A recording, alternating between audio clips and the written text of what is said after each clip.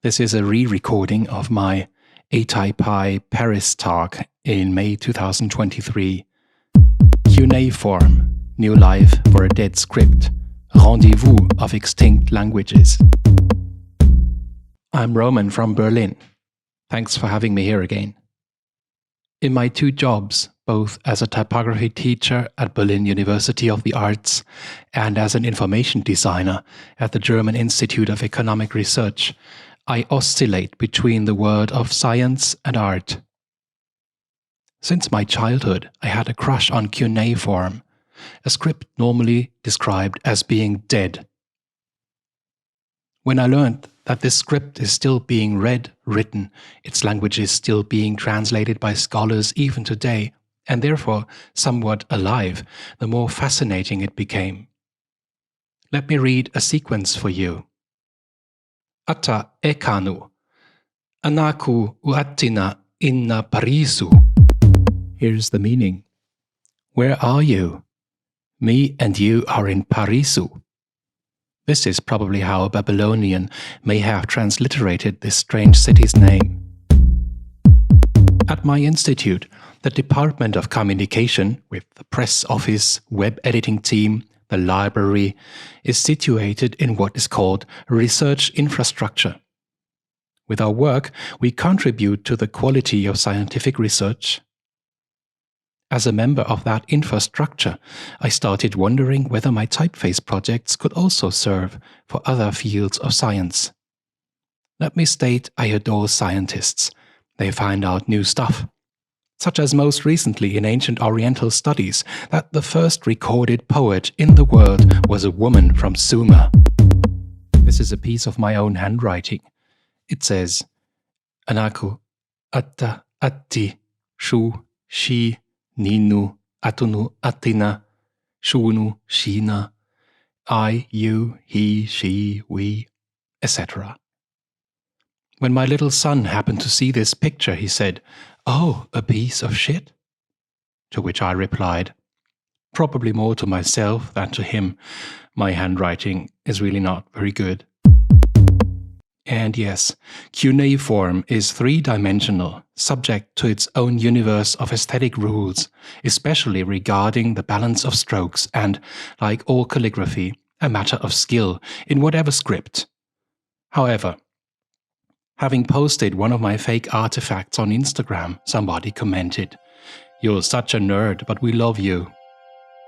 I answered, "You're so absolutely right, but I wish the ISIS fighters would have thought the same before blowing up the ancient heritage sites in Iraq and Syria." The political situation having been less than stable for decades, digging sites are dotted with illegal pits, adding to the fact that Mesopotamian cultural artifacts are distributed over museums and collections worldwide. The values of scientific archaeology are in jeopardy due to the site robbers. Artifacts surface on the market without a hint of their place of discovery and archaeological context. Scientists all over the world are now occupied with putting the pieces together again, virtually giving back a life to countless messages or pieces of literature by reconstructing their origins. All this happening in the digital world, I wish that my font family could serve a small contribution. Cuneiform is around us, in printed publications, on the web, on Wikipedia. There's a multitude of fonts around. The script has been introduced to Unicode long ago, so what's the problem? The Unicode list shows a font in clear detail. However, in its roughly 3,000 years of history, cuneiform has undergone many transformations in time, region, or language. The font proposed by Steve Tinney and Michael Everson is just one of a multitude, and of course they knew best. The problem is now, this multitude is spread over quite a few of different typefaces that don't fit to each other so much. The different styles from different times and places were collected by scholars such as Henri Labat from Paris, and these sign lists give you a glimpse of the variety to be at least partly covered by a font family. I continue to read papers, such as by Dutch scholar Rieke Borger from the University of Göttingen, in which he complained about the lack of many characters in Unicode and its emphasis on the very ancient cuneiform styles, while leaving the more recent styles aside, in which signs are looked up in dictionaries. He stated, "If the statement 'there is no standard but Unicode and Unicode is the standard' is applied to cuneiform, Unicode is not the standard." Time for a typeface family to solve the misunderstanding. So a cuneiform font family is not necessarily featuring light, bold, etc., but Old Babylonian or Neo-Assyrian legs. I wish ancient texts could then be rendered using a font better fitting to the time it was first written. You wouldn't like to see Chichol's new typography in blackletter, or do you? This is how the difference could be. You also see the transliteration of the Akkadian language requires some details even on the Latin side. The text reads Barbilim and is a logogram. The transcription, however, specifies all 4 characters used, even if they're not spelled. An issue is what they call times characters, meaning a character being kind of multiplied by the meaning of another, normally shaped by an exterior and an interior part. I have the habit of working with smart components to ease up the job a bit, but compared to Chinese, some parts are not worth the trouble, so the job isn't done very consequently. I know the phenomenon of having to make components fit inside others from working on Chinese typefaces, where the problem arises much more frequently. Here you can see 2 city names in some variants, alongside with some of the elements my Latin typeface has to meet, superscript and subscript alphabets. Taking a closer look to the Latin, we have a strong presence of more than just one set of vertical metrics. A thing that puzzles me is the fact that some subscripts to superscripts are also required, almost like in mathematical formulas. I still have no idea how to make them work.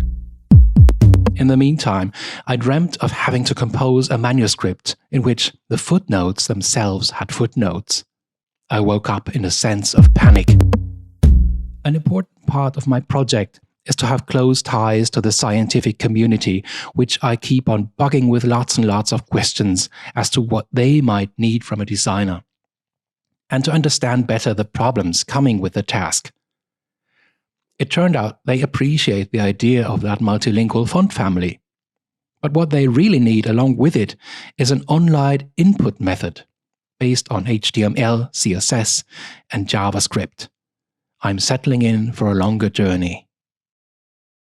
Anyway, as I said before, since Cuneiform is foremost a multilingual script, a font family should cover these languages, such as this passage of the famous Bistun inscription, in Persian, Elamite, another ancient Iranian language, and Akkadian, in this case Babylonian.